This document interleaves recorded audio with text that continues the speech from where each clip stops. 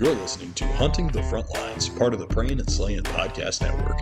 This show is led by retired Army Sergeant Justin Wilson and dedicated to the men and women hunters who serve or have served in the U.S. military and chase game wherever they're stationed. From on-base hunts to wild ground just outside the wire, Hunting the Frontlines is your go-to resource for scouting new terrain, learning the ropes, and making the most of every opportunity at your next duty station. Now let's dive in. Welcome back, everybody, to Hunting the Frontlines podcast. I'm your host, Justin Wilson, and today's episode is going to be a little different. We're kind of doing an update / answering some questions from our last guest, Jeremy Bell. So we're going to get on here and talk a little bit about, go a little further into depth with hunting public ground, but in that we're also going to cover some questions that came in from different listeners and viewers, and get them all the answers we can, and hopefully, maybe we'll get even more questions out of this episode. So grab your popcorn, a drink, and grab a nice comfy seat and get prepared. This is gonna be a good one right here. Well, man, what's up, buddy? Let me say, man, it's good to have you back on already. Hey, you're gonna love. I don't know if you've seen my Facebook yet, but I just found two studs on public, just like literally on the way back. Really? Yeah, I just posted them. Nice. Look at that. I tell you what, just drop a pin. I'll make sure I don't go in there. I'll keep it safe for you. My phone died when I seen them. Yeah, sure. So, you know what, man? I tell you what, I've had a lot of people calling me and talking about the last episode. Good. It turned out really well. On the other side of that coin, got a lot of questions now. Yes, we do. So, first things first, I didn't even know this place existed until this question come up. Yellowwood State Forest. Yeah. I don't even know where it's at. So Evan Michael went on and asked the question on Spotify. He wants to know, pretty much from what I gathered from the question, he sees deer on camera there all the time, but then when hunting season comes around, they kind of disappear. You've hunted it before, so I'll let you answer this because I have no idea. I don't even know where the place is at.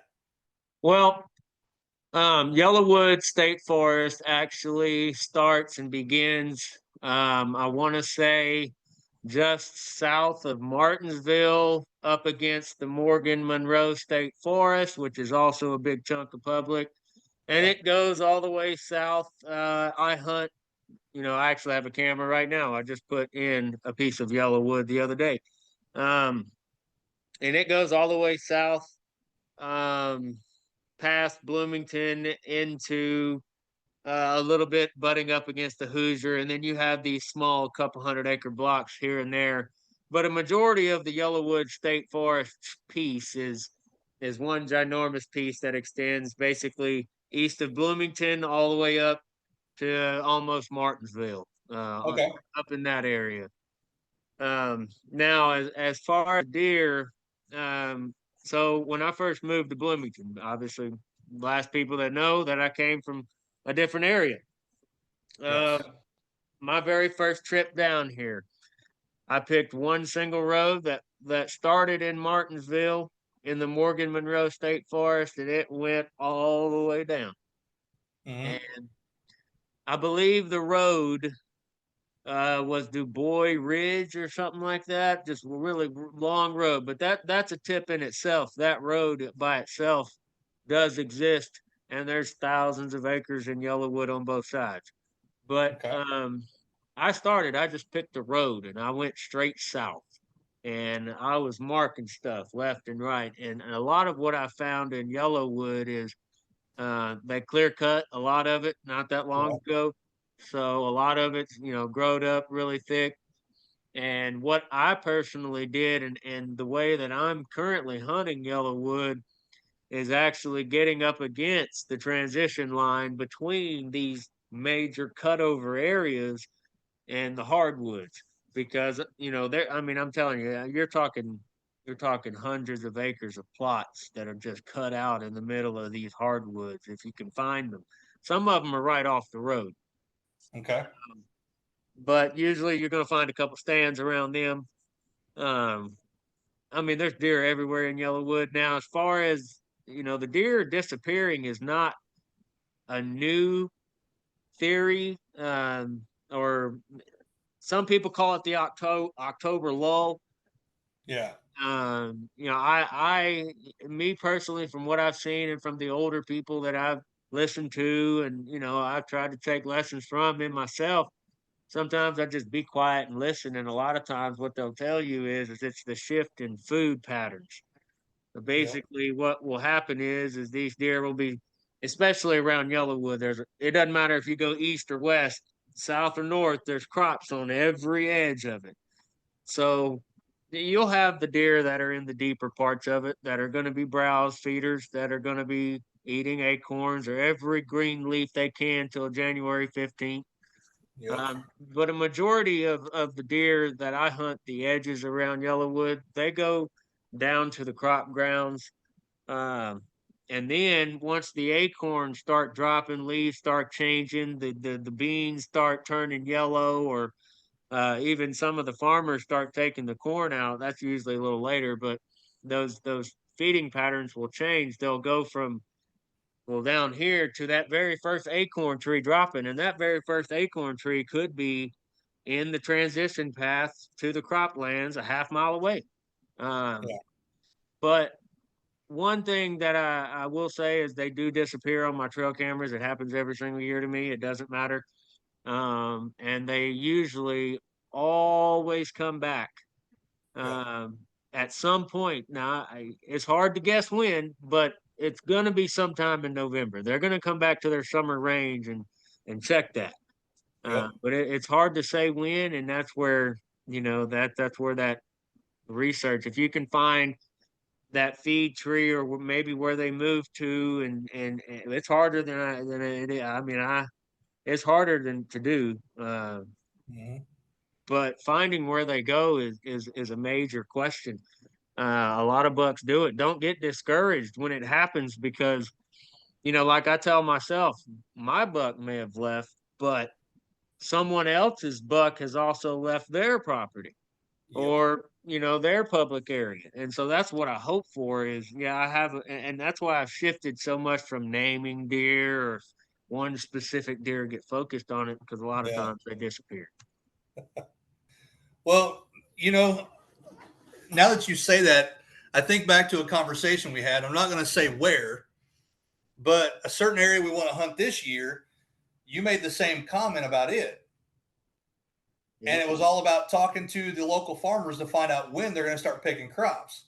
Yeah, and trying to be in the woods when that happens. Yes. And that's, even here. So, like my place, private ground, Mhm. I've got a buck on camera now, pretty frequent. Yep. But I know in about probably 3 weeks, he's going to disappear. They do every year here because I can't hold them on this piece. I've got food, water, and cover here, but they're still going to the crop fields. So, like you said, I'm completely surrounded by them. Yep.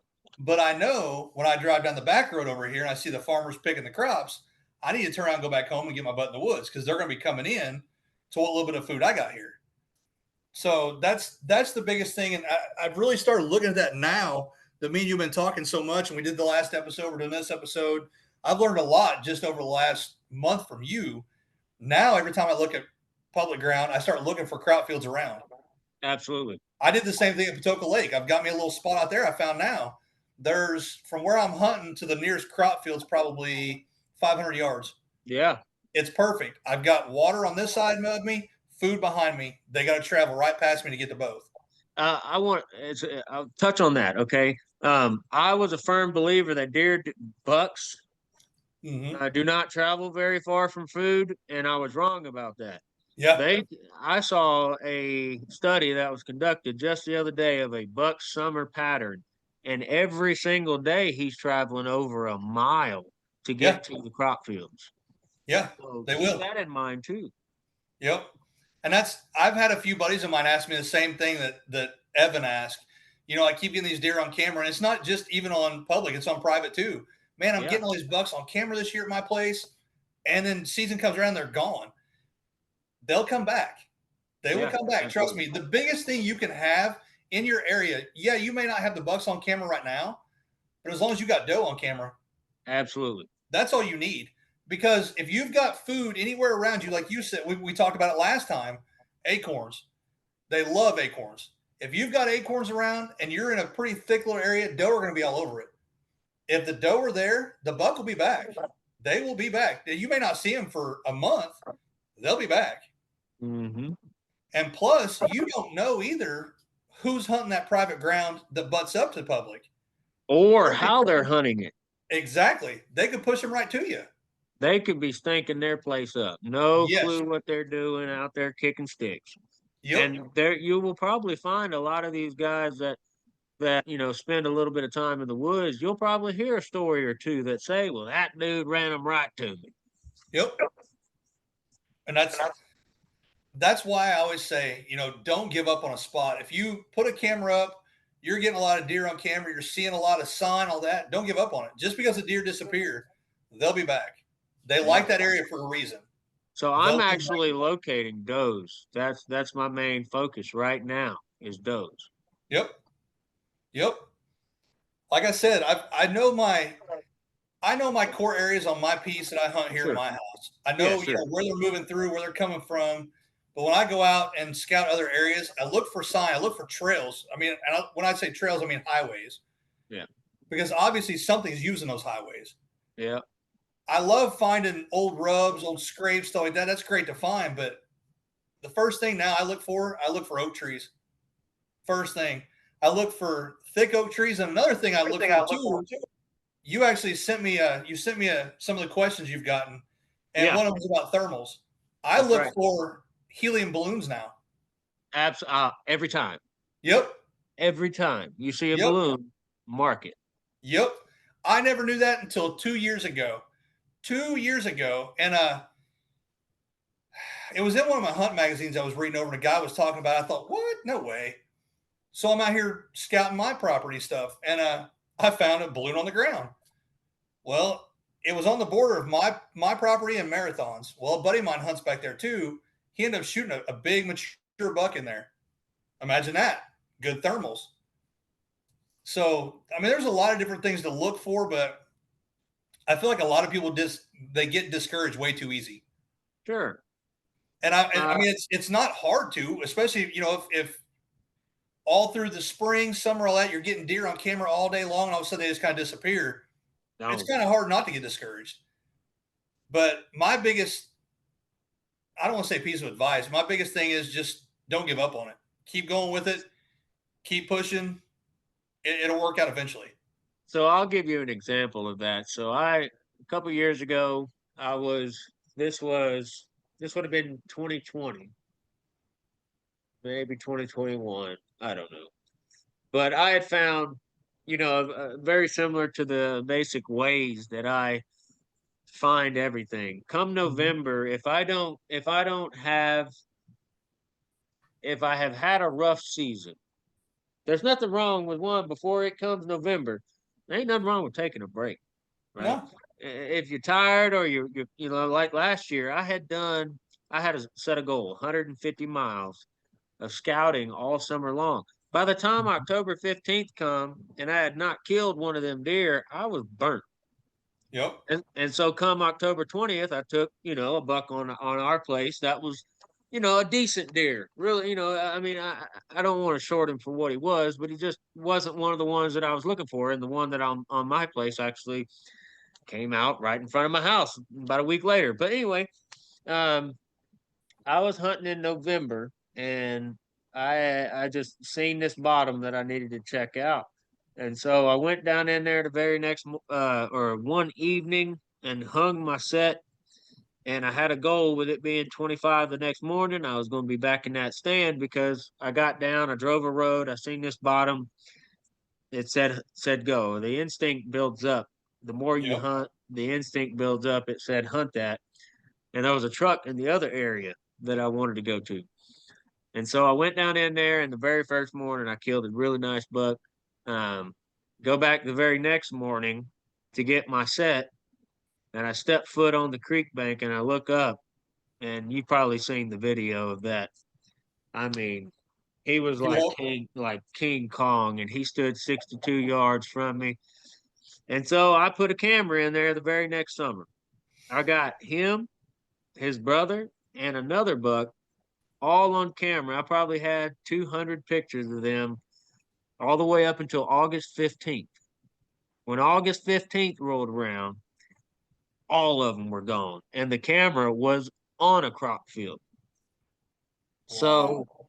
it may not necessarily be that crop. It could be that they're shifting to the opposite ends of a property for a different crop. Yeah. And he did not come back until November 5th. My buddy caught him on camera about 100 yards away from mine. And Wow. so, I still haven't seen that deer. And I killed another deer there. That one I have on the channel, the first self-filmed buck I had was in that very spot that Yep. I was looking for the big one, but they just disappear, and it's a fascination that stumps many a deer hunter. Yep. So Oh yeah. Well, like I said, man, I try to, especially I got a lot of friends that they'll be the same way. They got the instinct to find a spot they love. They'll go in, put up cameras. They'll even start getting tree stands put in, whatever, and then they get a buck on camera they want. That's the only buck I'm going to kill this year. I'm going for that one, whatever. they hyper focus. Yes, and then maybe a week, 2 weeks before season, he disappears. Well, And then then you're like, instead, what am I gonna do now? yep. Well, they'll go in there, they'll still hunt, but after 3 or 4 sits, well, now I got to figure something else out. I got to pivot. Okay, that's fine. You should always, have ways to pivot during hunting, but don't That's give where up on that public spot. comes. That's where public comes in. Yeah, yeah. So it's like you always want to have a fallback, but you don't want to give up on your spot either. Though I mean, if you've got a lot of deer sign, a lot of deer movement, they're going to come back. You just got to be patient. And I mean, 2 years ago, I hunted my butt off, and for 7 or 8 days straight, I'm hunting Missouri, I'm hunting Illinois, I'm hunting all these different states, and I got burnt out. Yeah. I was like, you know what? I'm taking a break. I took 4 or 5 days off. I felt refreshed, went back in, deer were moving again. Deer were moving Yep. again. I was like, all right, good. I got back in the right time. Sometimes you just got to take that mental break. Absolutely. So, Absolutely. Especially if you're truly, it's like at this point, I'm really and truly dedicated to the woods. Like, and I have yeah, been my whole life, but I'm at that point in life to where I've got this next window to truly enjoy it, yeah, and that's what I'm gonna do. And that's where, and but like I said last year, man, I had already done so much come season that of course, you don't really want to burn an area up too much before, or in that first couple weeks of season. So it's a very slippery slope, thin, blade when it comes to, burning yourself out, trying to make sure you have plan A, plan B, um, and then still, put all your sets up and you take it down, you come and go. And yep, in my case, I got really frustrated with setting up an entire stand, camera setup, and then, you know, not only did they move in this place, but they moved in the other place and the other place. And then early October is rough, man, unless you know yeah. exactly what he's doing and you know exact and you can get in there on him without spooking him. It's tough no matter what. Well, and I don't think this is just me speaking. I'm not a deer biologist. I'm not an expert on this at all, but I've got a lot of years of hunting, and I don't think you should ever give up on a spot in October to begin with. Mm-mm. Because everyone knows, and it's not always true. Sometimes it's a little later, maybe a little earlier, but normally that last week of October, that's when things are going to start getting exciting. Well, see, a And lot like of guys they'll get it confused though. They'll go from giving up on a spot. They may burn it out, in that yes, process. yes, And that's another thing too. I can't. I'll give out all the knowledge that I have to people, but I can't follow you to the stand and see how you're getting in and out of your areas, That's how it. you're sitting there. Are you spraying down? Are you doing all the things you need to do? I can't come and watch you do that. Yeah. I can give you tips and tricks on some of this stuff, but that's about it. I've got 30 acres here. I try to hunt just a little bit.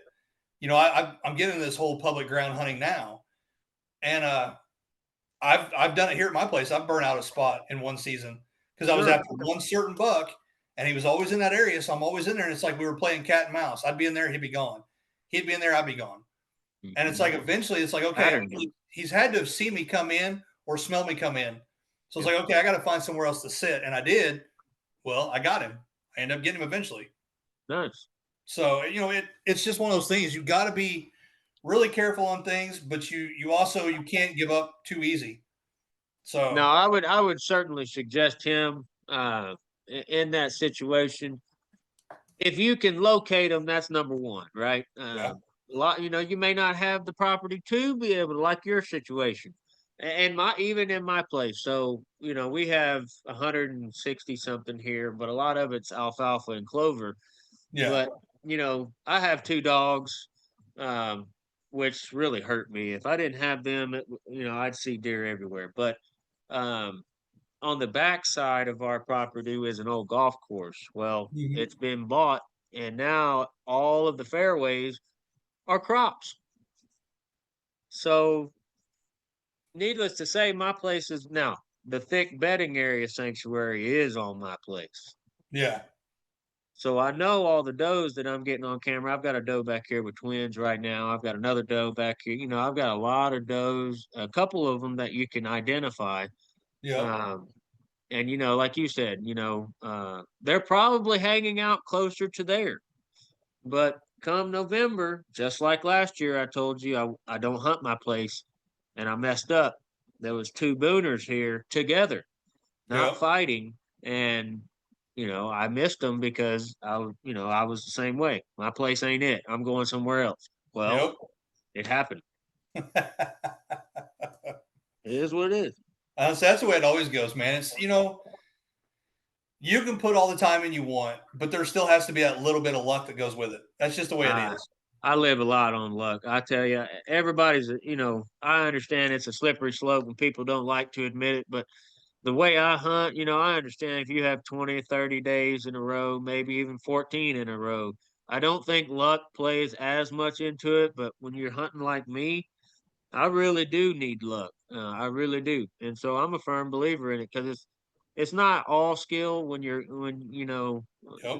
have to find them. I mean, that is what it is. But for him to walk, especially with a bow, for him to walk right where you need that shot in that moment, it's luck.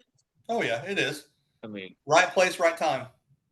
I've killed many a deer, right place, right time. Yep. Great point. That's another one. Yeah, you can be in there one time. My grandpa always used to say the best chance to kill a big one is your first time in there. It is. It is. Because they're not used to you being there. The more you go into it, the more scent you put out. So I want you to explain it not only to me, but to everyone else. Because me and you have talked on the phone outside of the podcast a lot. Yeah, and a lot. I've learned a lot just talking to you on the phone or even through text. What do you look for? So explain it, because I know you do a lot of map scouting, a lot of boots on ground, all that. Yeah. Tell me how you get to that point though. What do you do? How do you find a piece you want to check out? What do you look for to say, okay, I want to check this area out? Explain that to me, because it just blows my mind. Okay, so and again, I'm 40 now, so you're talking 25 years of an instinct that is built up. So in order saying what I do now really isn't going to get anywhere to that point. But going back all those years ago, I turned to public land because it was all I had. Yeah. And so, my grandpa taught me the basics. Hey, this is a track. Hey, this is a scrape. Hey, this is a rub. But 98% of what my grandpa did was sit here and don't move. Oh, yeah. If you do, You ain't coming back. So, Yep. I started cutting my teeth, and it didn't matter what it was. I picked a piece of property, and I went from corner to corner. It was a big square chunk, and so I broke it down. And this corner over here was a swampy, um, had them big horse apple trees in it. So it was just a Yep. swampy area. And then the bottom section was a lot of crop fields and a lot of thick sage and stuff like that butting up against crop fields. And they had a lot of trails cut through it. And it butted up against the Big Blue River. But Big Blue is not really big, it's just a little Yeah. bit. Either way, it's water. And Yeah. so the other side, the third corner, is a lot of the as if like your smaller saplings just in rows. Yep. And then there was three giant fields that they did beans or corn in at that time. And every time I went by there, there was just cars galore in every single field. And you got small strips of wood like this.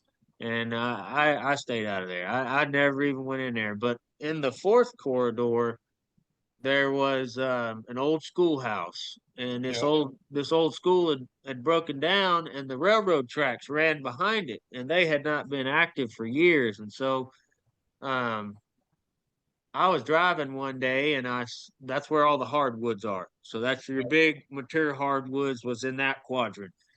And so there was a creek that separated the road, this really really thick overgrown CRP, and the hardwoods. And I said, well, walk the water. And so Yep. after all of those places, I found that all of the deer sign, no matter what, normally was usually down by the water. Okay. And so after years, I would, just hunt next to the water, and you would see deer. And then I would have to make a move to get closer, or I'd see them far off and I would have to get closer. Mm-hmm. And I would just slowly eliminate being too far or not being in the game enough by moving closer and closer, and then slowly by doing that, I started to harvest deer. Um, so fast forward to all these years later, and then Onyx and apps and all this comes out. Yep. 99% of any piece of property that I do, I'll go to the state's website. Every state will have an identifier website, usually an interactive map at this point. Yep. Um, and for years and years, I was religious on, man, why would I travel anywhere? I got a piece of public right in my backyard. I ain't going nowhere. Well, that didn't work out because there was never the type of deer I was looking for on that piece of property. Yep. And so I started traveling, and I would always go to the same thing. I would start at water, pick a piece of property and from these interactive maps within a certain range, and then I would find the water. A lot of these were lakes, sloughs, Patoka River that's coming Yep. out of, that's another good one. There's a big, swampy bottom over there. Um, I like those river bottoms and the creek bottom bucks. I like hardwood deer too, and the big hill deer, and then I'll go hunt them if it's not paying off. But most of what I do all starts around water because you can see the sign a lot easier if they're coming and going. They'll have Yep. these major slides that develop almost like a beaver slide, and Yep. you can almost backtrack from there where they're going or coming from. And then the main thing is just you know just if you get it, if you see a piece, just go look at it. Like, I mean, it ain't nothing but just a day. Take a day, Yep. go look at it, and start to find any sign, any deer sign. It don't matter if it's a little track, big track. Find deer sign, and then from there, because I'm not only looking for deer, I will try to go backwards. But I'm a most recent information guy like you. I'm not, I like the old rubs and stuff, but I need to see something now. And so Yes. I'll try to find that fresh sign. And it takes a long time to develop that. I almost don't have to like my brain and the instinct are two different things because they fight each other sometimes, but I will always go with the instinct. And so, I'll turn this way and I won't know why until I get there. And Yep. then, usually you find the sign. And that's how I attack every single piece of property. I find the water, rivers, creeks, walk them. A lot of these areas in the early summertime will be dried up, or there'll be areas you can see where deer track across the mud and they'll just be tore up. And that's really how I start finding most of the places I hunt. Well, I noticed when you posted the pictures yesterday, you were by the water. Hmm. I was like, "Yep, he's by water now, Scout." And I thought, okay, it makes sense. We talked about that last time.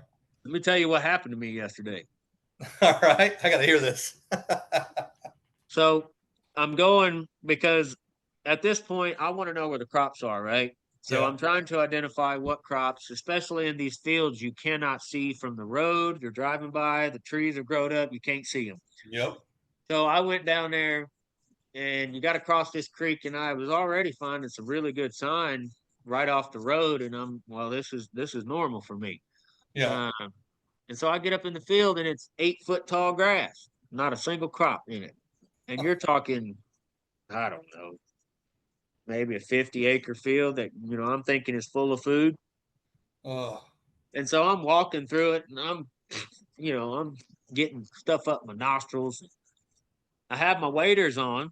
And so I'm like, well, I'll just walk the creek. And I'm sitting there videoing, and I take this video about how I'm walking in the creek because it's cooler. And, other than a few logs here and there, it's normally a pretty easy walk and it controls scent anyway. And I mean, as soon as I hit that record button, you see me at the end, I hit the record and I'm going down in the process. Right all the way up to my dadgum nose in a 10-foot hole. Man, and my waders filled up with water and I was 100 pounds heavier. And I had to laugh. But man, it was fun. It was fun. But I got them cameras down in there though. you, your luck sounds like mine because that's the same stuff that happens to me. Same stuff. So tell me some of the questions because I know when we started talking last year, it was during turkey season. Yeah. Now I know then you were getting a lot of questions from other guys in different hunting groups and stuff about how you do this, how you're successful. So what are some of the questions you get from these guys?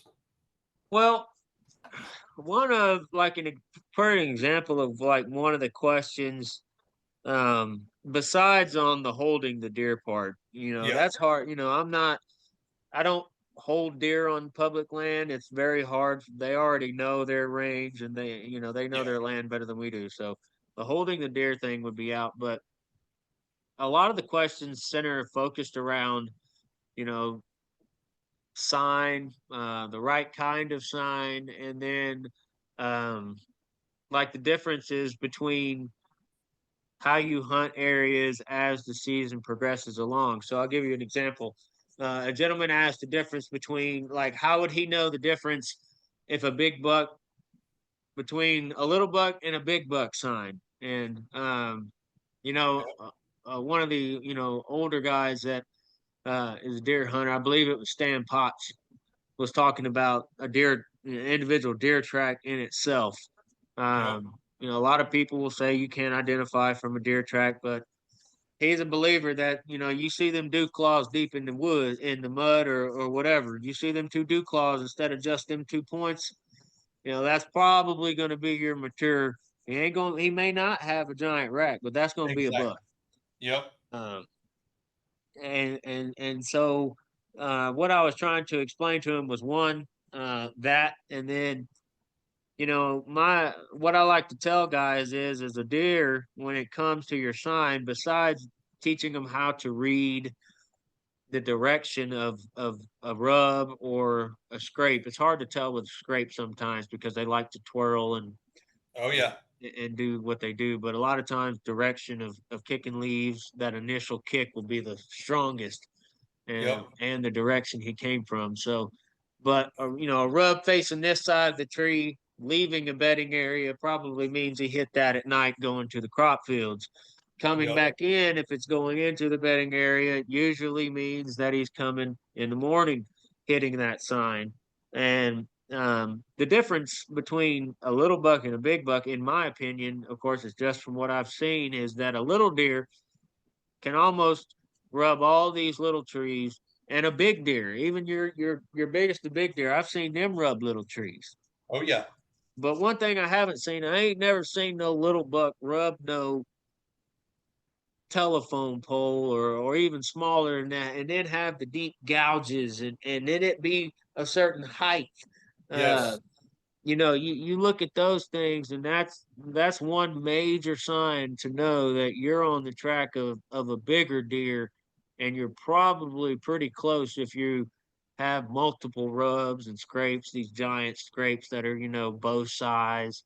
Yeah. um, and that's one thing. A lot of people, they'll go into the woods, they'll be super pumped. I got this fresh scrape, but the scrape's, little bitty, and then they'll see these spikes in younger bucks, and sure, a mature buck's liable to check it if he's in the area, but if you step outside of that scrape, let's go 30 yards into the thicker stuff now, maybe where you Yep. can't see it, you'll find that one beech tree, and they'll have this giant community scrape, and that's off of the main trail. Yep. They have their own trail system, which is another question that I had. Um, you know, do bucks travel, the main trail? I have seen so many times where they don't come anywhere, they don't come out anywhere close to where Yep. those and little ones do. And that buck that I found that track yesterday, he was inside the bedding area. It's about 20 yards away from the main trail, and he was in the thicker stuff. And he had this hole that was Yep. going through this thick stuff. And so I hung the camera on it. I got a doe there this morning, but I haven't got him yet. But yeah, I mean that's it right there. It's just sign. That's a major thing. And then a lot of the questions, from there would be like, scent, and whether I believe that all this ozone or any of that type stuff, which I don't. I don't really believe in it. I believe your mouth is the number one thing that puts off the biggest scent, and if you can cover that up, I believe you got bigger chance. I don't use scents at all because, in my opinion, the wind's not supposed to blow where I think he is anyway. So, Yeah.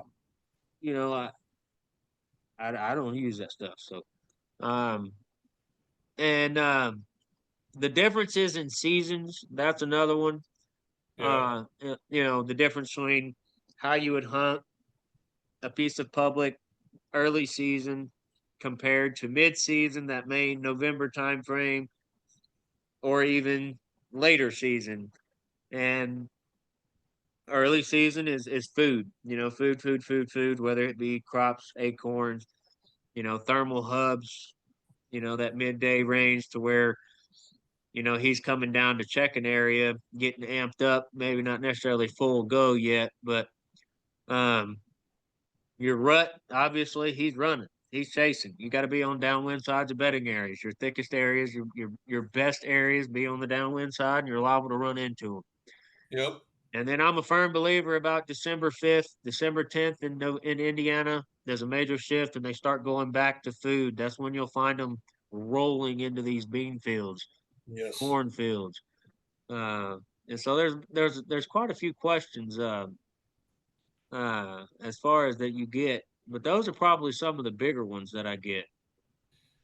Well, you touched on most of the ones I get. It's about the same stuff, and it's like I always tell my buddies. I've always heard from the old timers That's it. that a deer is a slave to his stomach. That's just what they are until the rut kicks in. Yeah.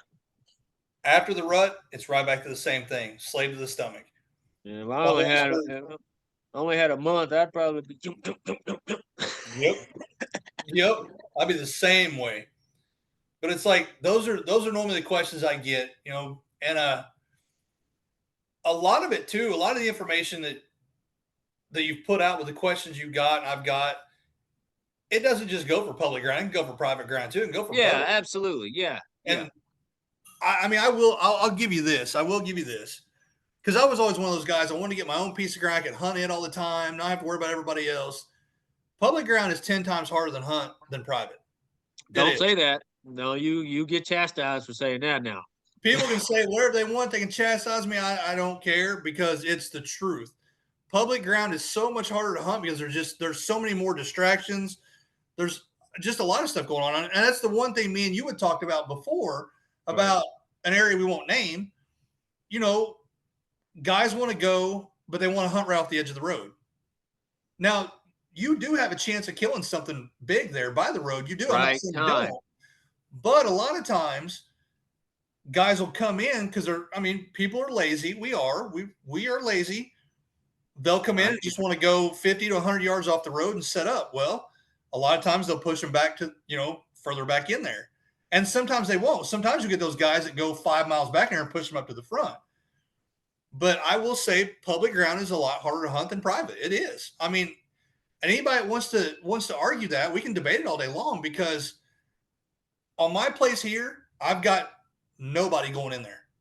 Yeah. But I can pick a piece out by Patoka Lake, or me and you actually talked about some of the Hoosier national pieces around you. Yeah. There's a lot of guys that hunt that because, so like you said before, you didn't want to hunt yours. You grew up only hunting public because that's all you had. Right. That's half the state of Indiana. Yeah. Half the state of Indiana, they're hunting the same way. They're hunting public grounds. That's all they have. Yeah. And there's a lot of guys. I mean, I know you've seen it like I have, and I know some of the listeners could agree with it too. When you go out opening morning, you'll see, like out by my grandpa's old farm, it's all part of Martin County National Forest. Yeah. There's pickup trucks all alongside the road, both sides, just sitting. And then when gun season starts, you see the pumpkin army going in the woods. Yeah. So it's harder to hunt public ground. And that's why I really wanted to do this episode with you, because you are very successful with what you do and you're good at it. Yeah. So it's like, I've got friends of mine, hey man, I'm going to go hunt out in Hoosier this year. What do you suggest? All I can tell you is watch your scent, watch your entry and exit routes in and out. And that's really all I can tell you. You look for crop fields around somewhere and try to get, as close to those as you can. But that's it. I don't have the experience like you do with public ground. I'm still learning myself. I guarantee you, if they can find a piece of public that butts up against crops, yeah, and you get on that line, you're going to find these trails. Because 9 times out of 10, this time of year, it's thick. Oh yeah. Oh yeah. There you go. You're going to find these trails that'll give you a starting point. It'll be clear as day where these deer are coming and going. Oh yeah. And that's where you just start there. It's I know it's intimidating, and a lot of people bring a bad name to public nowadays, especially with some of the yahoos that are on public. Oh yeah. But you can get in there and you certainly can be successful. Oh yeah, you can. And a lot of it too, man, a lot of guys, that's what I like about you the most is, number one, you'll give out any tips or tricks you have. You'll teach people, you'll take people scouting, you'll take them hunting. You're not selfish. You're not going to say, hey, this is my spot, I'm not letting anybody in. You're not like that. Too much of that right now. A lot of guys are like that. A lot of guys, which I can understand it though. I can. I'm not really defending them. I guess I am in a way. It's like they've spent their whole life scouting these areas out, and they go in, they killed the biggest buck they've ever killed. They want to keep going back. So I get it, but you're not like that. And that's the reason why I reached out to you when I did last year. I was like, man, you know what? This guy, I see him taking people hunting for the first time. I see him doing this. You know what? Number one, I want to get him to come on the podcast. I got to have him on and talk to him. But number two, I want to pick your brain. I want to learn myself. Yeah. Because there's no better person to learn from than somebody that goes out and applies the things that they live by every single day. Yep. And that's why I laughed when you sent me a message. Yeah, I'm out scouting today. I was like, oh, here we go. Time to start. Yeah. So me and Jesse Lipscomb, the guy that got his house caught on fire, we actually started scouting this new piece of public property that Indiana just gave back to the state, or however it opened up. It's a big chunk of acres, like 4,500 acres, and he went stomping out there, and I sent him a bunch of pins just like I do here. And this is a perfect way to explain. Okay, so I've never seen this property, still have not been there to this day. Yep. But all I did was I pulled up the map and I pulled up the exact same, I looked for the same things. I found the river, I found creeks, sloughs, swamps. Yep. You can see where water is maybe went.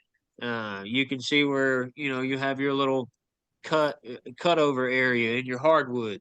And I just Yep. started dropping pins. Just then Jesse would drop his. Well, I think I'm gonna go here. Or I used to hunt here back before they closed it. So I'm gonna go here, and if I don't see nothing there, I'm gonna go check your pin. And the first place he went had 6 cell cameras, 150 yards. Wow.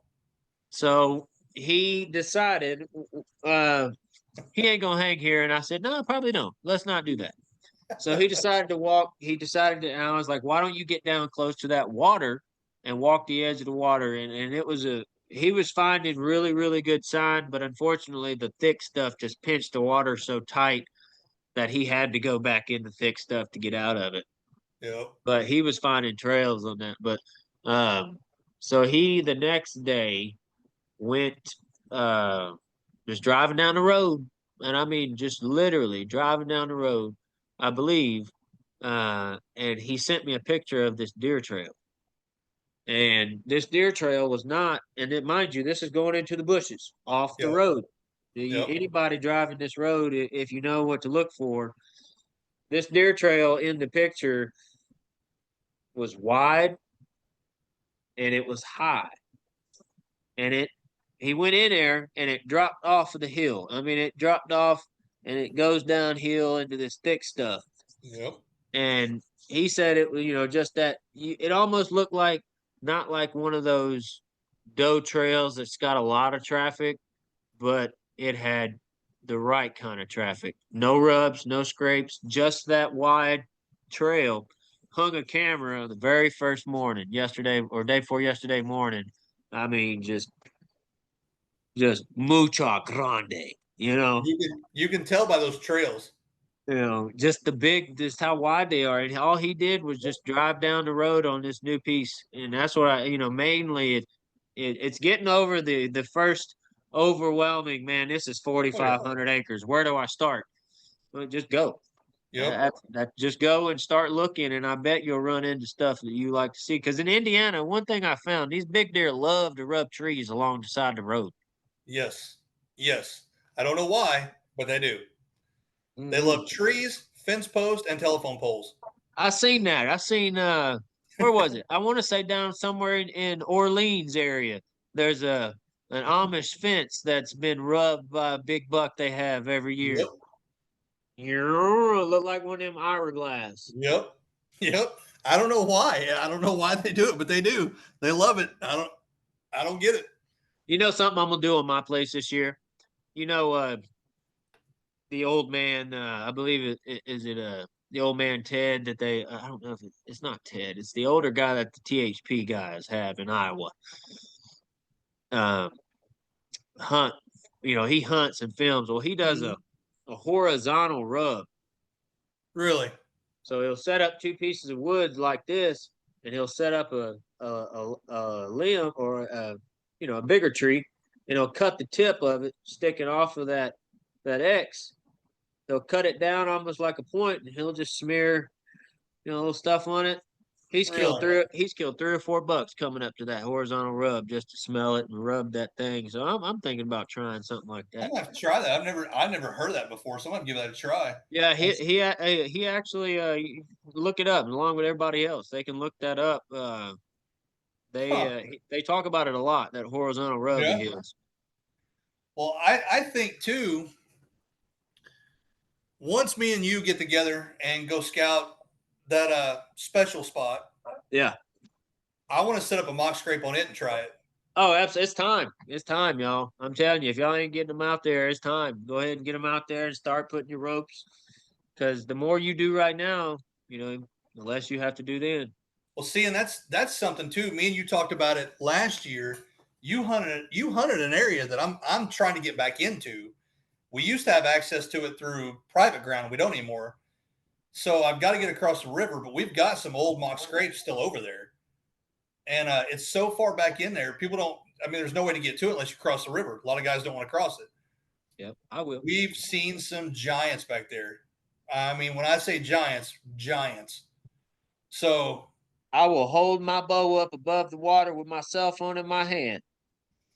I just got to figure out how to get across the river with my bow, my pack, and my stand. That's the biggest thing. So I don't know. Just grab your pack, throw it. I just don't know if I'll be able to get it far enough. Yeah, I'll have to go back to my day. Yeah, I'll have to go back to my track and field days. But yeah, I think I'm going to go out. Which I got to go out here on my place tomorrow, and I've got 5 community scrapes on my property. I've never made a mock scrape on mine. I've always just used the community scrapes. I just let them up, and they destroy them every year. So I'm going to go out and freshen all those up, and then we just need to figure out when you want to get together and go do some scouting, because I leave actually a week from today. I'm heading to Aruba for a week, so I'll get back. I get back September. There ain't nothing to hunt in Aruba, is it? Yeah, there are beaches and ocean. That's what I'm hunting right there. That'll be your rest and relaxation to get you pumped up. Well, as soon as I get back, I jump into hunting because I'm hunting down in Kentucky. Season starts there the 6th. Are you hunting public down there? I've never hunted public down there. I'm hunting private, which I'm hunting on Fort Knox. I want to hunt public. I just don't. So I'll be honest. With all the medical stuff I've had go on, you know, I'm recovering from surgery. I had surgery in May. I don't like going to public down that far away from home by myself. Yeah, that's right. That's why I go on Fort Knox. I've got 2 buddies that live on Knox, so if something happens, they know where I'm at. If I'm not back by a certain time, I always text them, hey, I'm home. If I don't text them, because I'll go down there and stay for like a weekend. I'll just get a hotel room, stay the whole weekend, hunt, and I'll come home. If I don't text them, hey, I'm at the hotel, they know come looking for me. Well, shoot. You end up in something down there. I may come video you. Because I'm not hunting Kentucky this year, but I'll come video. I believe that you can video in Kentucky without having to have a license. I'm not sure. I'd have to check. Yeah, you can. Which is another thing, guys. Don't forget, check your rules and regulations of every single state, every single season. Yes. They change quite often. I'm glad you said that. So that's the one thing I've been trying to put into every single podcast, because I've dropped 2 now. I'm dropping this one early. So this one we're doing now, I plan on dropping hopefully next week, just to get it out there so I can answer some questions and stuff for people. And I want to get this information out before season comes in. So if there's a guy at home right now sitting there listening to it, he's like, man, I've never hunted public ground and what to do. He can listen to it and it'll give him some tips on what to do. Yeah. But that's something I've been trying to do every single time, and I keep forgetting this. I want to tell people, you got to check your rules and regulations. That's it. They change every single year. Every year. And I would go a little bit further to say it is not a bad thing in the state of Indiana to make friends with your local CO. They are only there for a matter of fact. We did that hunting seminar last weekend. Yes. Me and Jason, me and Jason. The same CO, when I started hunting that piece of public 20 years ago, the same CO came out and answered questions for us, because there's a lot this year. Man, is there a lot.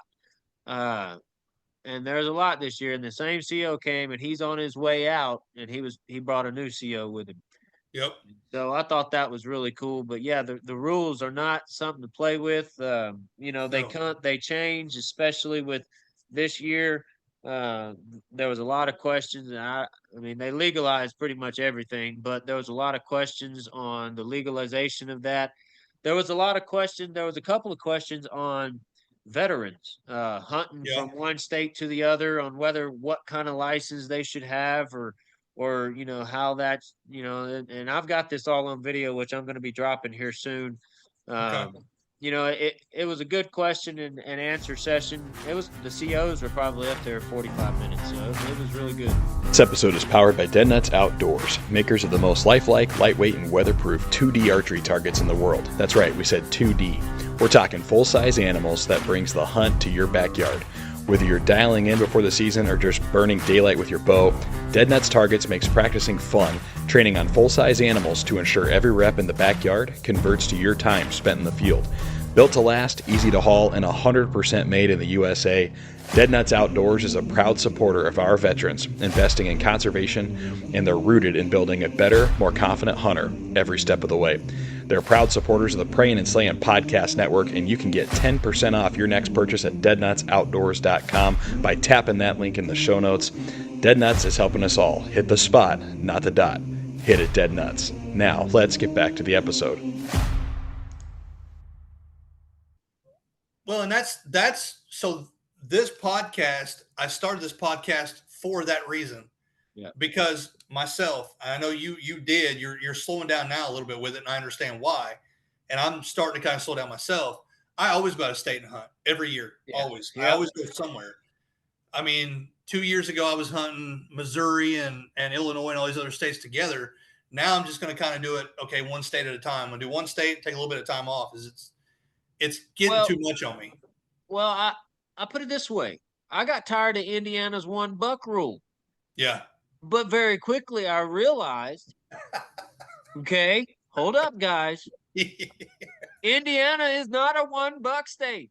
No, it's about 15. So why in the world would I travel when I get it, Indiana's an unknown state, but when you go down on the piece of public, opening day of gun season, you will see every tag from the country. Oh, yeah. Here. Oh, yeah, you will. Why would I travel anywhere else if I now get, as many buck tags that we are able to, if we're able to use the system? And that's why a huge thing that a lot of guys are messing. How do you have 6 buck tags? Yeah. And there's many opportunities available. And that's another thing that the CEOs are really, really, letting people know. Some of these hunts they don't have enough. You would be amazed at that, but he said some of these FWA hunts, there's not enough people showing up and so they're going to figure out something else with maybe take away some of these draw hunts on, and open it up just to a general public, something like that. But definitely check them rules and regulations. They ain't no joke. And the gray area, the thing about it is what you don't want to do, right, is you don't want to leave any discretion. The gray area is just too big in our state. So just make sure you, whether you're out of state or in state, make sure you check up on the rules every single year. Yep. That's the one thing I've said a few times is rules change every year. And that's every state. They change certain things. That's why they do these surveys. They do the surveys because they want to see what are you guys experiencing in the woods? We're sitting in an office doing paperwork. What are you guys experiencing out there?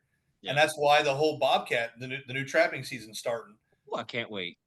See, I'm not a trapper. I've never done it, so I'd like to start doing it because I've got 5 or 6 bobcats here at my place. Yeah, I had to release a big old male. Let me tell you, that was fun. Oh, I bet that was a blast. So I was trying to get raccoons off of here because raccoons and coyotes, they killed my chocolate lab. You know that. Not the raccoons, but the coyotes did. So I was really trying to get them. And it's ironic because like the night before I was, because as far as bait goes, you want to listen to these older guys that, again, I'm attracted to older guys. I don't really listen to younger guys. Nothing against the younger guys. I want to learn what they know.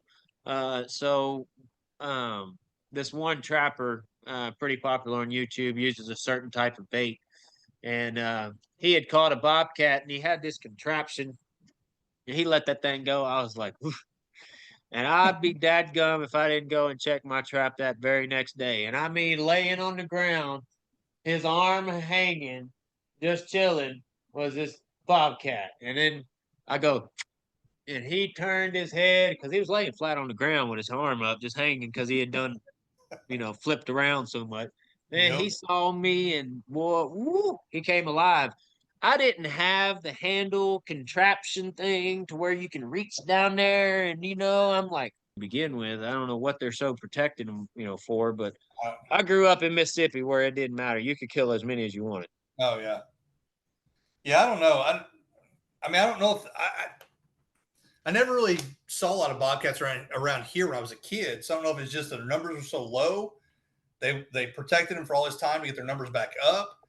But I mean, we had just in my backyard last summer, we had a mom and a kitten not 20 feet off our back deck. I But was like, for man, that's what? getting a Like little too close to bobcats don't do anything. Nobody hunts them. They don't provide food. Like Mm-mm. I'm not quite sure what they're protecting them for. That's I don't know. weird.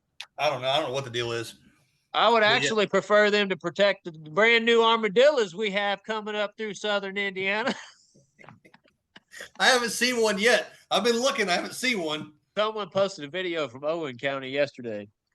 Wow. See, I haven't. I've been waiting. I'm waiting to see some elk up in here. That's what I Yeah. keep waiting on. See, I think we could hold them, but I don't think that they would make it. I think they don't have enough to hide. We need bigger stuff. Yeah, yeah. I mean, I can see that. Now, I will tell you, I had a pretty cool experience last year, and if it had been gun season, I'd have been going home with some good stuff. Sitting in my stand, I heard something moving. I already killed a buck, so I'm just out looking for doe. I just want to put a doe down to put some meat. Yeah, you just hunting. Yeah, yeah. Yeah. So I'm just kind of, I'm breaking the number one cardinal rule. I'm on my phone. So I'm sitting on my phone. I hear something. I was like, oh man, I bet I'm getting busted again. So I slowly put my phone in my pocket. I look up and I just see something pass by. It's down a creek. And the way the water's washed the creek out, it's kind of deep over here. And there's a big tree there. Well, I could see was something just like the top of a head. I thought, what was that? So I'm standing up, looking. 4 cows come walking by the creek bed. I know it's not happening, but in my mind, I'm thinking, okay, where's the camera and where's the microphone? Somebody's got to be playing a joke on me. So I'm looking around. I start giggling to myself. So I'm taking pictures and video of this, sent it to my wife. I was like, well, I guess we're opening a new cattle farm. But here comes these 4 cows just walking. And I'm thinking, okay, where did they come from? I mean, I know my Amish neighbor over here, he's got cows. And I know the farmer back over here's got cows. I'm like, I don't know where they came from. So I can't really decide on whose they are. So I just started posting pictures on Facebook. Hey, who lost the cows? Nobody ever responded. And I thought, man, I may go back down there and get one. I think I'm going to go keep one. I went back looking, they were gone. So I don't know where they disappeared to. But it's like, finders, man, what is that? Finders, keepers, cross my fence or something? Yep. Yep. I told the wife, I said, I'm taking the tractor down there. I'm taking a tractor and a rope. I'm getting one. I'm bringing a cow back. We're going to have some beef. Yeah. And I tell you what, something else that, one of the main questions that I wanted to touch base on was, I have a friend of mine who, man, I tell you, he can go out there and he can sling arrows for hours.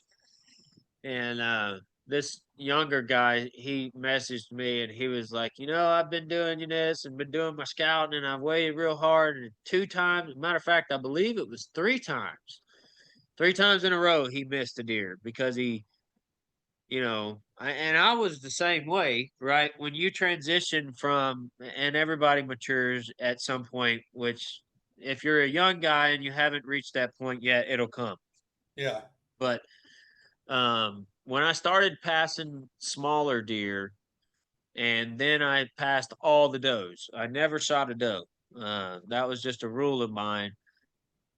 Well, I'll put it this way: if there's 6 or 7 does out there in the field, and nothing showed up, then I may pop one in. But I will never shoot the first few deer that come out, and I'll let them sit out there a while. But he said that he just was unable to hold it together in that moment.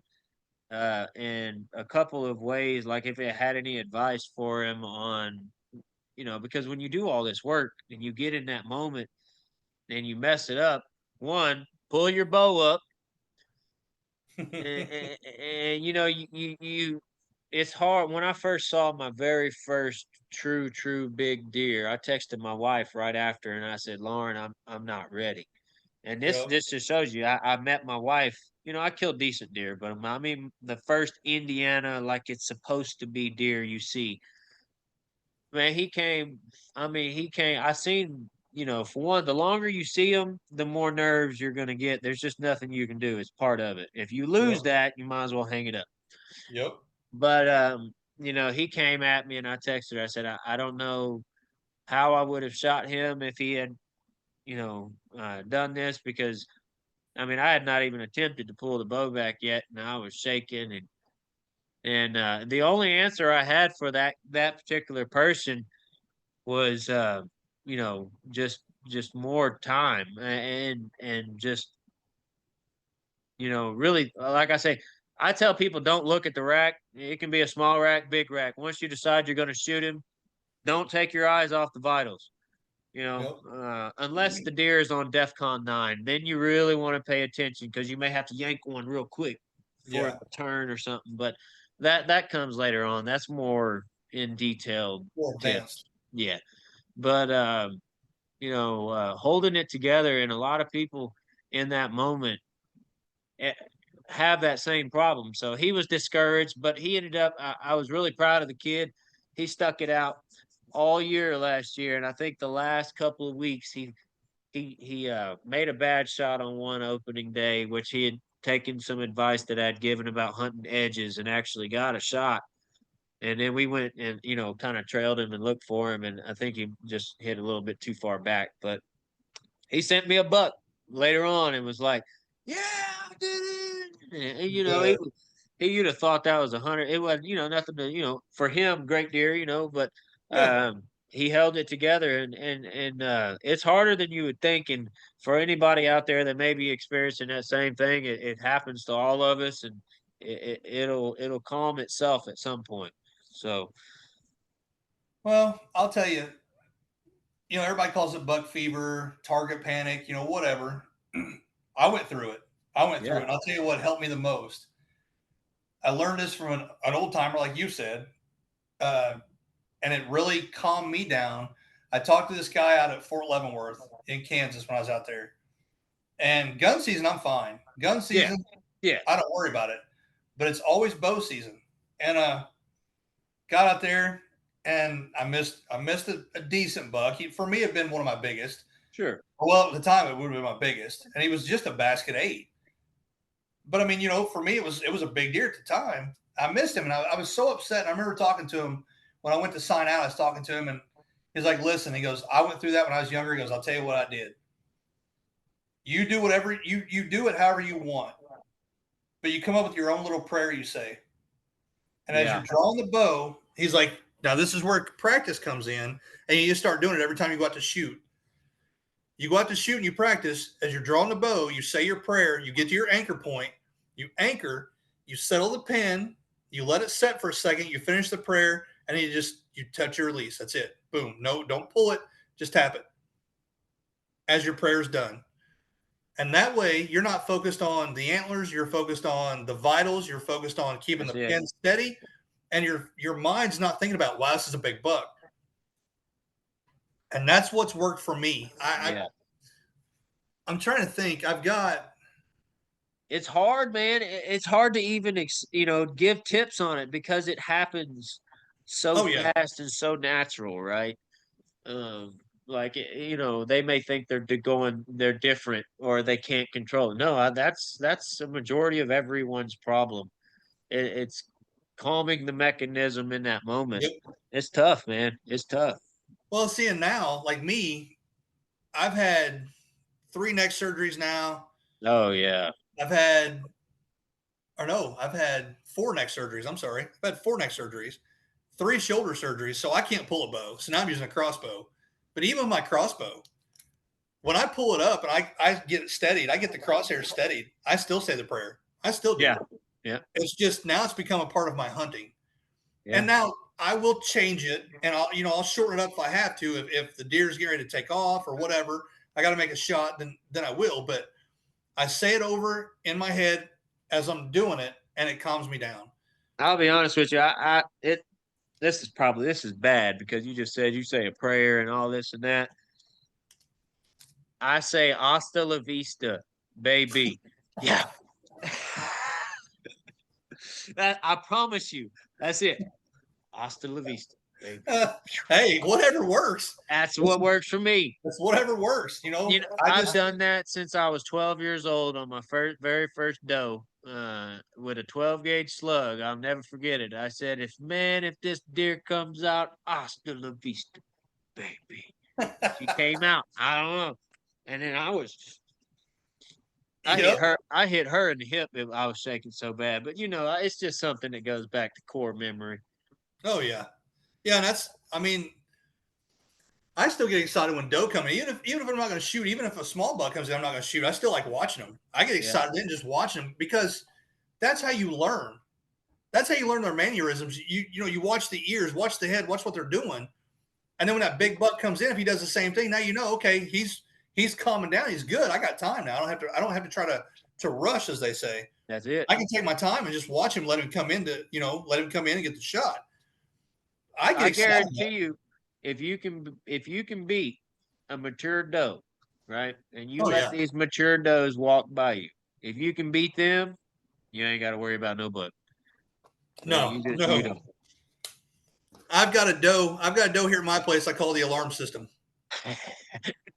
And I know when she's coming because, like you said, you can tell some of them apart. Yeah. This one's missing hair on her side, and she's got a white spot up close to her chest. But it's between like her shoulder and her chest. There's a white dot right there. I know it's her every time. Yep. This doe, I have taken the scent-free shower, sprayed down. I've got an ozonics. I'm not going to lie. I'm not going to say I have one. It's worked for me on some occasions. Sure. Some occasions it hasn't. I've had all this stuff going. I play the wind. I even stay out of the sun. I get in the shade, all this stuff. And she will walk in. Now, with my area here hunting it, I normally climb about 25 feet. Sure. I get 25 feet up because if a deer's going to see me, I want him doing this. Should be plenty high. Yeah, right. Yeah. This deer will come in, and I've never seen a deer do this before in my life, and I've hunted many estates. She is, instead of walking in, looking in front of her, she's looking up the whole time. Yeah, she knows you. And she'll blow at anything. I have watched her walk in. So I've got a trail, an old logging road that I cut out with my tractor and got it all mowed down for them. So the deer come in, they come right into my food plot, and I've got it where it funnels down. She'll come in. There's a tree across the food plot by the creek bank over here. It's got a big knot on the side. Yeah. This knot's it's the size of a small kiddie pool. Sure. She'll come in and start blowing at that thing. Huh. Have you shot at her before? Never. Now I guarantee she's been shot at. I know she has. I bet she has. Yeah. But man, her eyes are constantly up. And then if she'll look my way, and I'm thinking there's no way. Because I've even went down here. I hate lock-on stands. I can't stand them. For me, I don't feel comfortable in them. Yeah, I feel they can see them. And that's how I feel. So I got in a lock-on one day. Me and a buddy went down over the hill. Well, the guy you're going to meet, Craig. We went down over there. We took this huge pine tree, cut some limbs out, and put this stand in the pine tree. Ladder on the back. I'm weaving my way through branches to get up to the stand and get in it.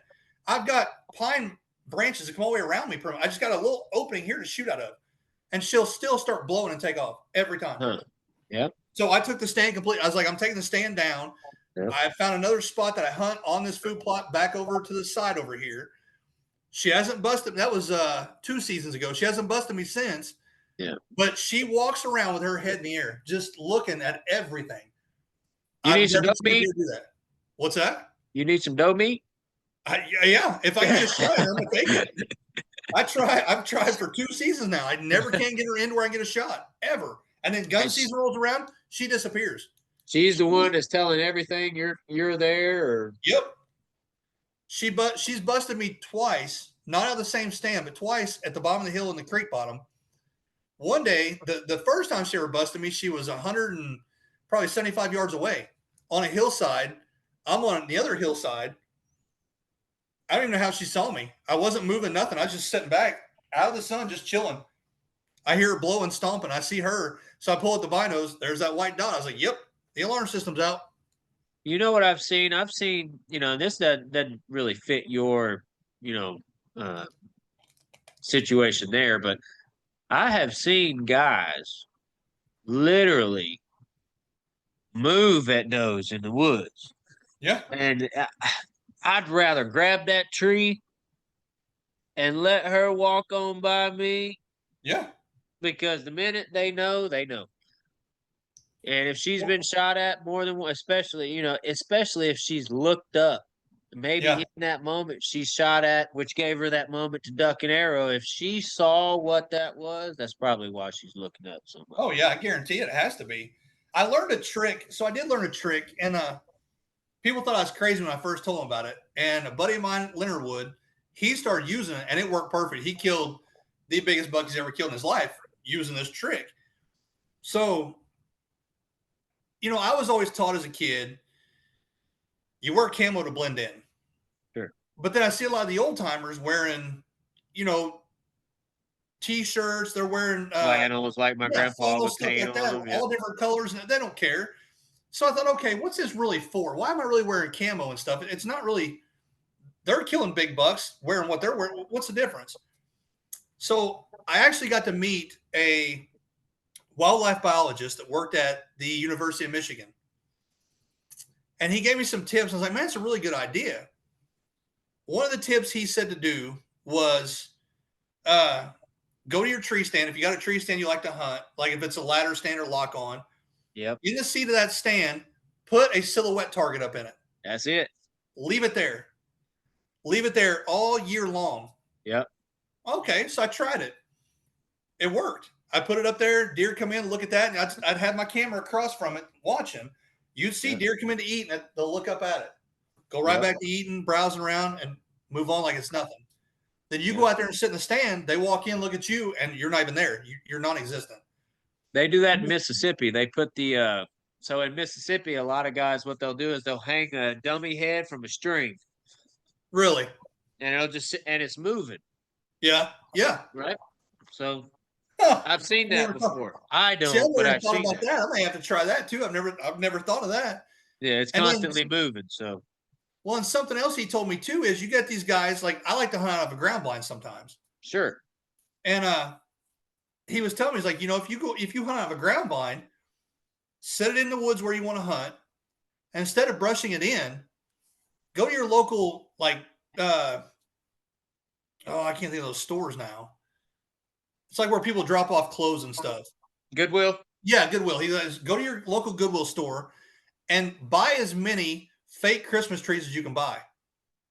I said, okay. He's like, take those Christmas trees out and put those all around your blind. It'll just look like a big patch of fur trees. Yeah. Yeah. I was like, okay, that's a good idea. So now I've got buddies that's the way they brush in their blinds. They'll put their blind in, they'll put those trees around it. That's how they brush it in. I was like, that's a good idea too. Provides you a perfect spot to put some deer scent out too. Yep. Because ground hunting's hard. I tell you, ground hunting is the easiest way to get busted with scent. Oh yeah. Oh yeah. So you got to really make sure you do it right with that ground stuff. Because I say that every time I damn hunt from the ground, I kill a stud. So I mean, I don't know why I climb in tree stands anymore, but and ground hunting is usually one of those situations that I'm like walking through a piece of public and I'm like, I'm not leaving. I'm hunting here, right? I'm not ready. I'm not prepared for it. I don't want to make noise going up. That's when I see that big buck sign I was talking about earlier. Just like happened last year at Griffey Lake. That was that special hunt that I'm a part of. So I seen that big deer sign, and I ain't walking nowhere else. I sat up against a tree, and that's another thing. If you don't have a blind or anything else, make sure your trees are bigger than you so your silhouette is not in the open. But I hunted the transition line between the hardwoods and the cedar thicket, and I sat on the ground, and I just, my instinct said, don't go nowhere. Don't even another 60 feet. Don't go nowhere. I sat down on that tree, and sure enough, 19 minutes later, here he comes. So ground hunting is different, but I like it. I tell you, when you drop it 20 yards and you ride at eye level. Yep. Oh yeah. It's I will say it's intimidating. It's real intimidating sitting either on the ground, even turkey hunting. Turkey hunting's intimidating, just sitting up against a tree, letting them come into you. but sitting up against a tree letting a deer come to you, and you know they're going to come from this way. I mean, that's the way the trail is. Food's over there. They're coming over here to bed. They're coming by. Oh yeah, it gets the heart thumping. I think I want to challenge myself this year. Yeah, I want to try to get down in one of them, one of them slough river bottoms with the cattails growed up, and you got them little areas of the thick stuff between your two big points. I want to get down in there and ground hunt, do some rattling, see if I can call one up like they see. Ooh. I tell you what, man.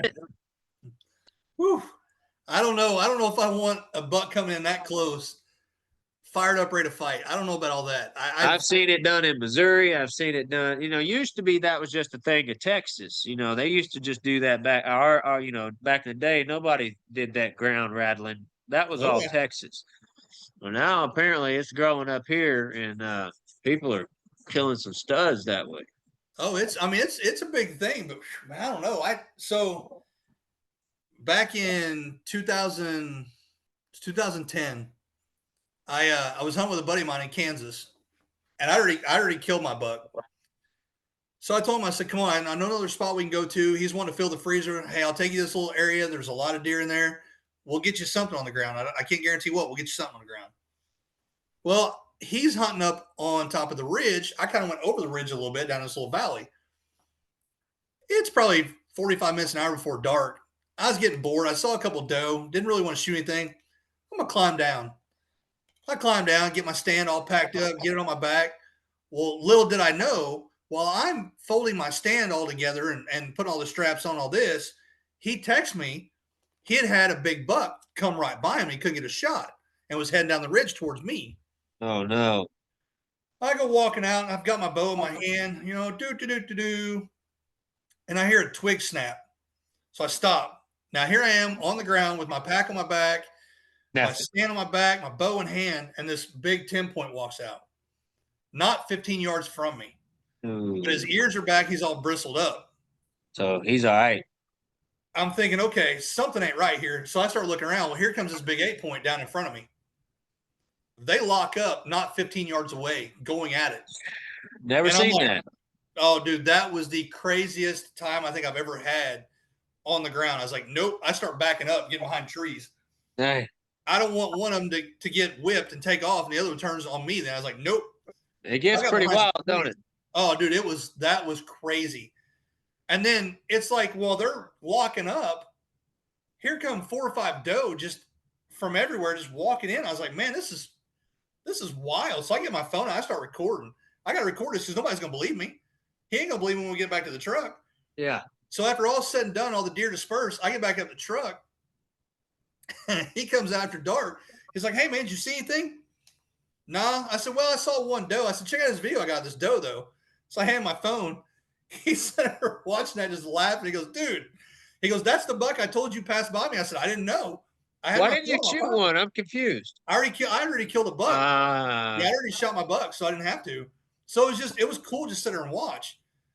But man, that's why I say I don't think I could sit now in a box blind on the ground, or even a ground blind possibly, and rattle and stuff. But sitting on the ground, just on the ground, no, I'm good. Well, I tell you, that'd probably be a whole new type of nerves. Yeah. I don't think I want to have a buck come in ready to fight, and I'm on the ground. No, I'll pass. I'm good. I'm too old to run. You don't want that smoke.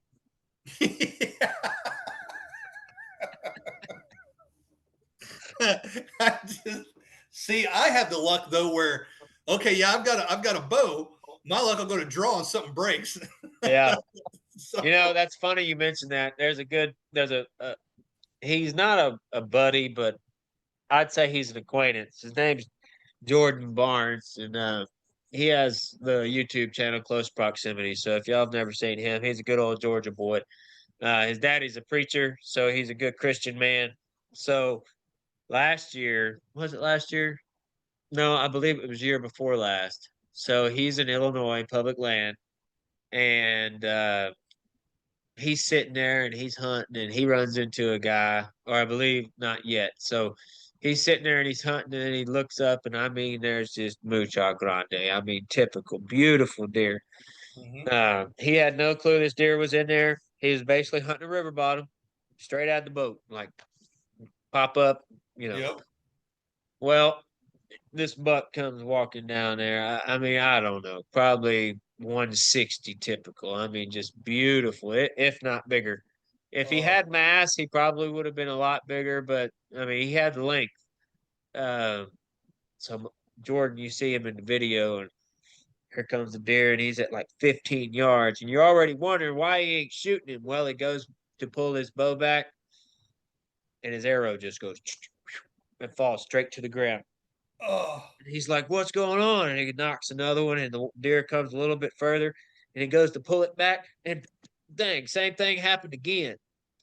His release had been broke, and he had not seen it nor checked it, oh, and he did not bring his backup release, so he couldn't do anything. Once he let those two arrows go and they hit the dirt in front of him, he had to watch him walk away. oh, dude, I mean, oh. it's all on video. It's on his channel. I mean, a stud. You have, So you have to watch that one. people don't believe me when I meet them and tell them that I have the worst luck in the world. They don't believe me until they get to know me. So I think I told you the story about the piece of private ground I got here in French Lick. It's right in town. I saw it on the map, just like you, kind of checking out areas around me because we just moved back from Montana. I had to find a place to hunt. It's 2020. The pandemic's going. Everybody's freaking out. I'm still going to hunt. I don't care what out there is killing people. I'm going in the woods. That's it. This is my safe space. I got to go. So I'm looking around. I find this piece of ground. It was like 150 some acres, just probably a quarter of a mile down the road from my parents' house. Nice. I called the lady. I talked to her. She explains to me she doesn't let anybody hunt her ground, and she lives in Michigan. This is old family land that they used to own or they used to live on. I was like, okay, no problem. And she goes, let me ask you, what brought you back to Indiana from Montana? I was like, well, I retired from the Army and we moved to Montana and, we decided to move back here. She's like, oh, you're a vet? I was like, yes. Yeah, I'll let you hunt up there. I was like, no. You No don't let change for me. Yeah, I don't want to be special. She's like, no. She goes, I'll tell you why. She goes, I know you'll take care of my land. You won't damage it. I was like, no, I won't. I'll treat it as like my own. So long story short, I get a camera up there. Now they had logged it like 15 years ago. Thick. Yeah, real thick. And they had left these big fields where they'd cut all the trees out and left these fields there where they were putting the logs like a staging area, right? Yeah. Well, off the back of one of those, there's old logging roads that go back. But there's this one little area that they cut a few trees out and just left it open. So I thought, you know what? There's a pretty good trail coming through. I'll put a camera up on that trail. In 1 month, I got 1,000 pictures of deer on that trail. It was unhunted property. I'm not surprised. Out of those 1,000 pictures, I had 45 or 46 pictures of doe. The rest were bucks. I got this one where that's at. This one big mainframe 10-point that had this big dagger that came up out of the middle of his head coming up. Huge buck, 170 class deer easily. I decided then that's the buck I want. That'll be by far the biggest buck I've ever shot. I'm going. You still chasing him now? No, I lost that piece of ground 3 years ago. That sucks. I only got to hunt it 2 seasons. Yeah, it sucks because someone close to me is the one that lost it for me. I didn't. So I had talked to her and got permission for somebody else to hunt with me. I went in, we brush hogged all those. There was 2 big fields. We brush hogged them all down, put in food plots, did all this work to it, put up cameras, put up stands, all this stuff. Well, I decided one day I was going to go hunt way back in the hardwoods. There's a bunch of oak trees back there, and it's up on top of the ridge. Yeah. Man, I'm sitting in the stand, and I just happen to look down here at 85 yards, and here comes that buck walking along the edge of the ridge. So I am trying to push my body into this tree I'm sitting in. I let him get close to me. He's down here still about 80 yards, but he's walking this path down the ridge. So I'm trying to grunt to him, get him to come up. He won't come up. No big deal. Yeah. If he doesn't know I'm there, I'm good to go. I let him pass by, let him move on. I go back the next day, but I hunt up in the front. I thought, well, he was walking that way. I'll hunt up front. Maybe he'll come to me tonight. I set up there, all kinds of little small bucks, doe everywhere, never shows up. It's getting to that magical time in the evening. I'm like, yeah, I'm kind of getting bored now. I hadn't seen a deer in about an hour. I'm like, I'm going to go ahead and start getting my stuff kind of ready. I'm not climbing down the dark, but I'm going to get my stuff ready. Yeah. I got my back to the field, and I'm taking all my stuff off the tree, and I hear something behind me. I turn around, and there he stands in the field looking at me. He just turns, walks away. Okay, so lesson learned there. So then about a week later, I go back. I hunt up there in the same tree in the evening. I see him coming down this old logging road to my right. He's coming right to me. Uh-oh. I've got my crossbow, so I pull it up on the shooting rail, take the safety off. I've got it, and the trail he's coming on is going to pass right under me. He gets right here at 15 yards. Perfect broadside shot. Just stand there. Has no idea I'm in the area. I just slide over, put the crosshairs on the shoulder, pull the trigger. Nothing happens. My bolt falls off the edge of my thing, and my limbs just completely come undone. Oh, God. I look down, my whole crossbow come unstrung. Damn. At that moment, I thought, you know what? It's not meant for me to kill this deer. I'm not going after him anymore. I'll go after something else. It's not. Yeah, I would imagine he saw that. Yeah, he saw it, heard it, and I think probably the neighbors got pictures 3 counties over from him. He was gone. So I learned some very valuable lessons that season, but it just every season you learn valuable lessons. I don't care if it comes together exactly how you planned it. For one, they come together exactly how you plan it. So rare that you have to learn something when it does. Yes. So I tell you, that's what I said. This is somebody, because being a new YouTuber and unknown, you have a lot of guys that say, "Oh, well, are you a poser?" No, I've been hunting my whole life. None of that stuff. I'm not doing it, for the fame or fortune or anything like that. But man, if I can help, someone be successful from learning all these mistakes that we've made, I'm gonna do it. So those they don't get done in them big deer. It's cliche, but they don't get that big for nothing. Oh no. That's like we talked about last episode. They're not stupid. People can say they're dumb animals. No, they're not.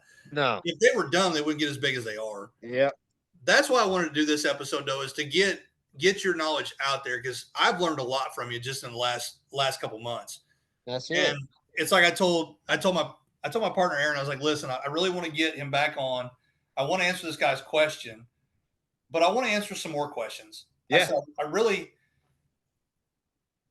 I don't want to say guys ask me questions directly when I'm out, but I hear guys talking though when we're out, like going to Big Oak Hunter, wherever. You'll see it on the web pages, on the Facebook. Like there's people that ask these questions all the time. Yes, and a lot of guys though, man, they get trashed for it. It's like, why? Oh man, yeah, why? Yeah.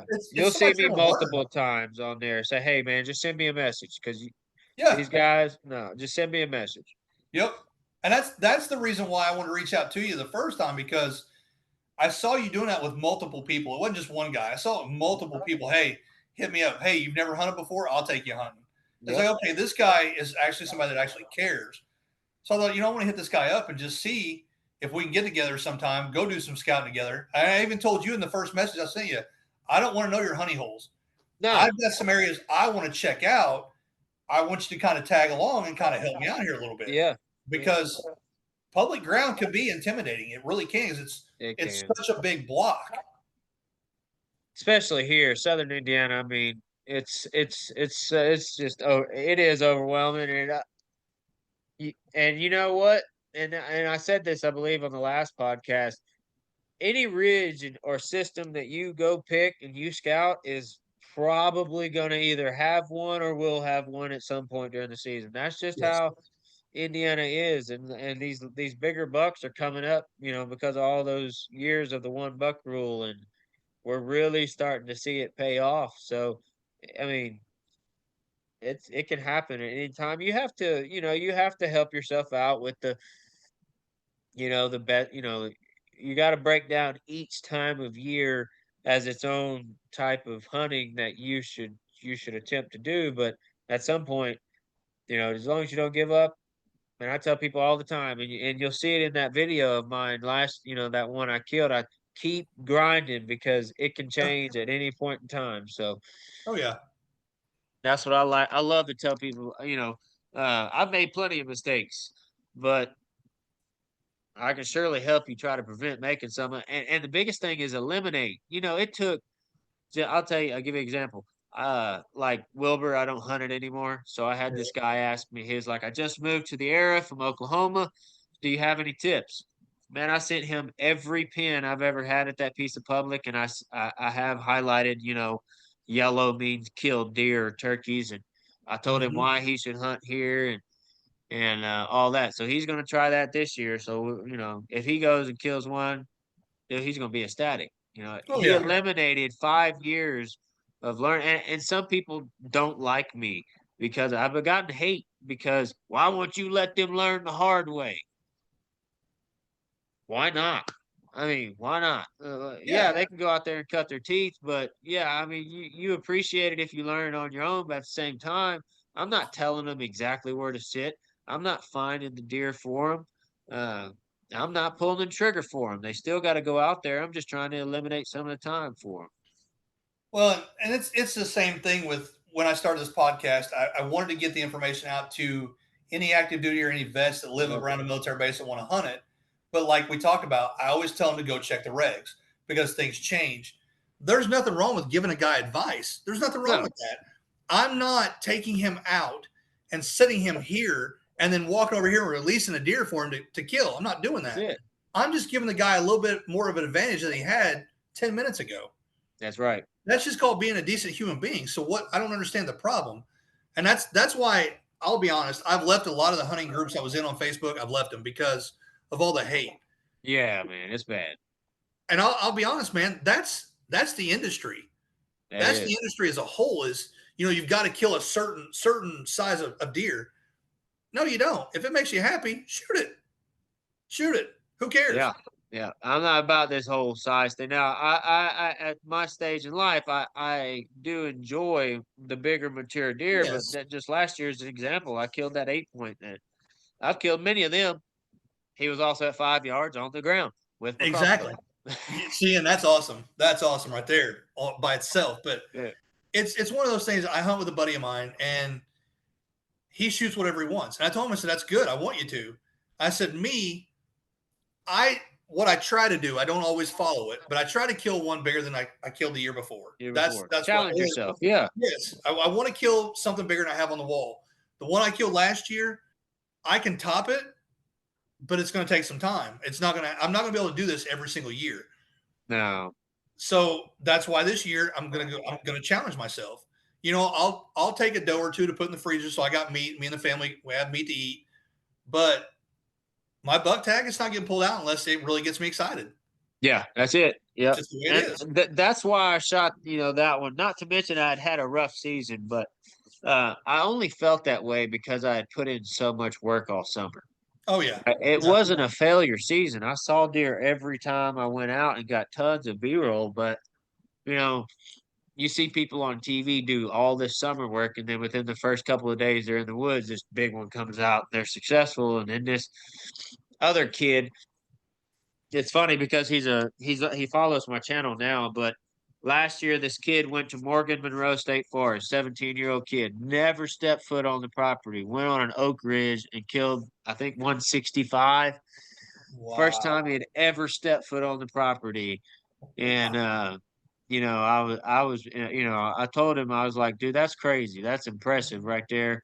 And he said, I didn't do nothing but be in the right place at right time. I didn't have any clue what I was doing. And that is true, but it can't happen if you don't go. No, no, that's it's cliche, but I always say you can't kill them from the couch. That's it. You got to be in the woods to do it. And I Yeah. think I've been thinking about it for a while. I won't do it. I mean, I may do it this year, but I won't release it till next year. But I want to do an episode. If you want to come on, you can come on and we can do it together. But I'm going to do an episode about preseason preparation Sure. because even on public ground, you can still do preseason preparation. That's Yeah. all the miles you're walking, cameras you're putting up, areas you're scouting. Now public ground, I get nervous about putting cameras up because I've had too many stolen. Yeah, you will. but it's like it's a great way. It's a great tool to use for scouting. And I don't have to be there. I could be at home and let my phone do the work. Yeah. But it's like, at my place, I'm freshening up community scrapes all year long. I'm doing all this work. I about killed myself last week putting in food plots. It was I saw that video. Yeah, dude, I thought I was going to die. I talked to God at one point. Let me out of here, dude. Yeah, that's how bad it got. I mean, it was killing me. Yeah, but that was a hot day, man. You picked one of the hotter days that you could have done that. It was going to rain that day. I had to get it done. Yeah. I mean, this surgery put me down, man, where I couldn't do a lot. Sure. Time I needed to. So it's like, I've got this day. It's going to rain today. I got to get this in today. So from 11 o'clock that morning until 5 o'clock that night, that's what I did. I worked on food plots all day. And it's like, it's growing. It's growing. It's getting there. But, there's so much preparation that goes into it. A lot of guys don't think about, or even new hunters don't know what to do. Yeah. So it's something I want to do. And like I said, I may record it this year, but I don't think I'm going to put it out till maybe June or July of next year. Yeah. Because that way it's people can listen to it and say, okay, yeah, I still got to do this. I need to go cut shooting lanes, or I need to do this or do that. I want to get that stuff out to everybody. So, if you want to come on next year, we'll talk about that too. Because to me, I know a lot of the prep on public, you can't do a lot, right? You can't cut, you can't do none of that. So you pretty much just what you got.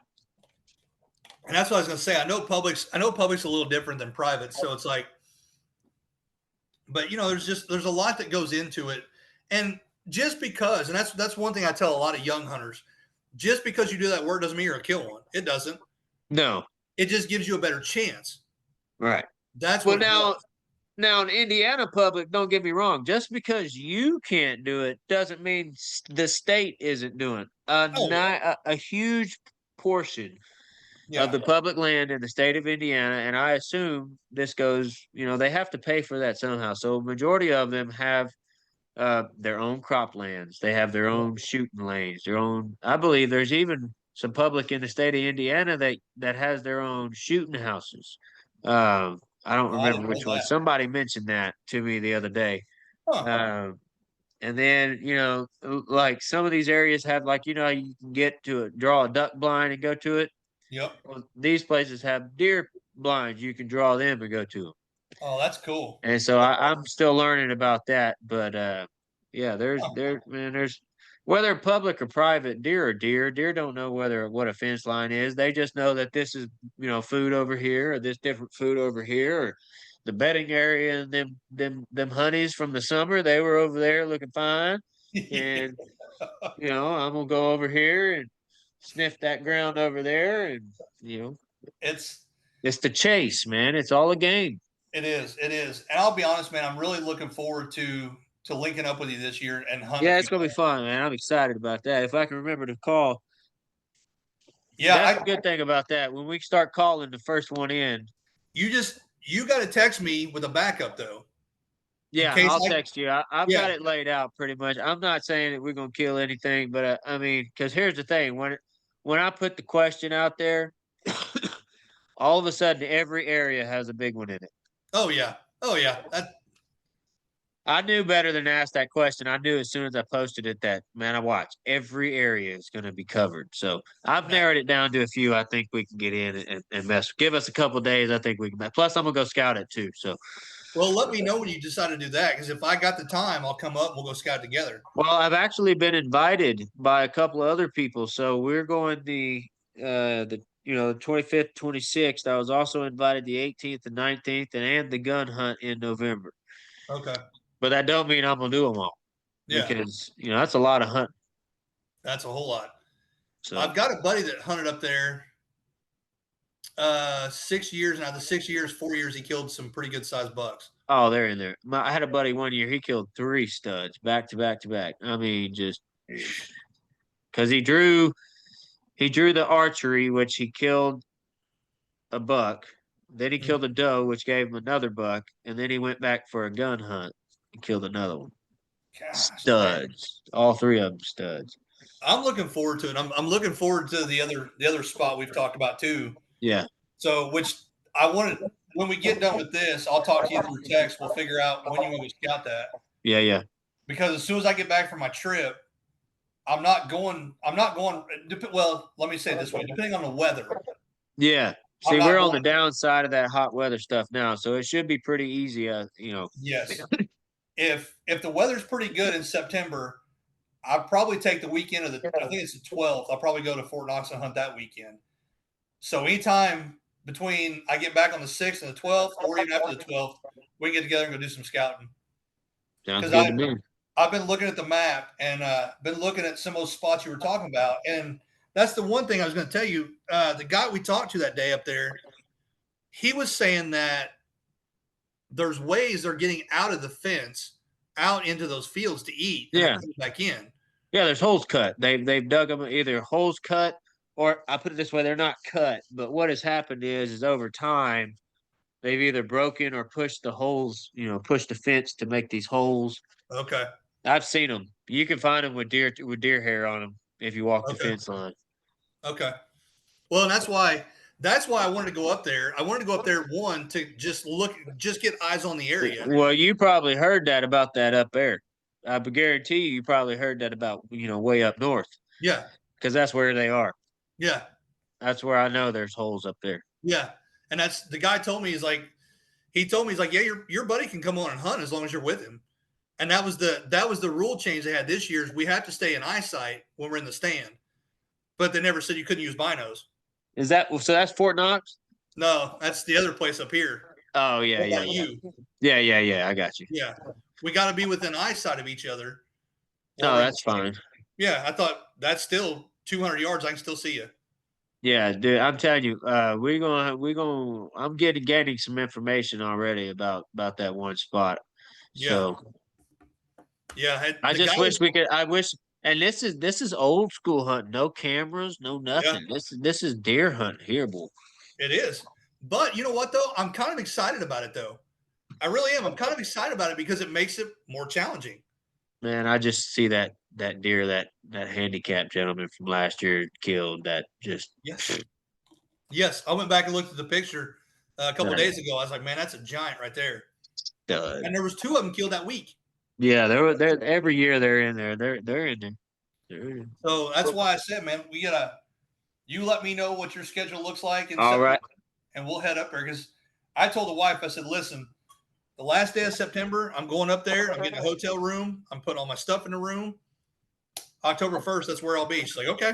Yeah, that's probably where I'm gonna be with you October 1st. That's the plan. Yeah. I'm all for it then.